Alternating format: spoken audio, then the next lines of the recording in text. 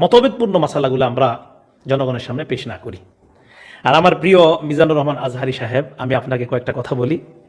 বিফাদলিল্লাহি আলাইকা আন তুতালিআ উসুল আল ইফতা ওয়া উসুল আল ফিকহ خاصة عليك أن تقرأ أصول الإفتاء الذي ألفه الشيخ مفتي تقي عثماني حفظه الله، وعليك أن تقرأ عقود رسم المفتي، وعليك أن تقرأ آپ كيس فتوى ده الذي ألفه شيخ الحديث سعيد أحمد بالنبوري حفظه الله.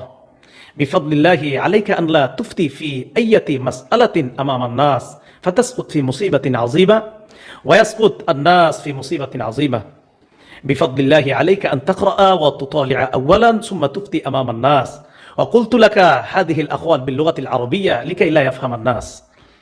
بفضل الله عليك أن تفعل هذا وعليك أن لا تفعل ذاك كما فعلت قبل أسبوع. بفضل الله أنت مفسر، أنا أعلم هذا جيدا. أنت لست بمفتي ولست بأهل الإفتاء، فلذا لا تفتي في أي مسألة. عليك أن تفسر، عليك أن لا تفتي. এই কথাগুলো আমি আমার প্রিয় শেখ মিজানুর রহমান আজহারি সাহেবকে আরবিতে বললাম, জনগণ যেন আপনারা বুঝতে না পারেন। উনি বুঝবে ইনশাল্লাহ, আমি আশাবাদী উনি আমার কথাগুলো শুনবে। এবং এই জায়গায় কি বলেছে এটা আপনাদের জানা দরকার নেই, উনি বুঝতেছেন আলহামদুলিল্লাহ, এটা উনিই জানবেন।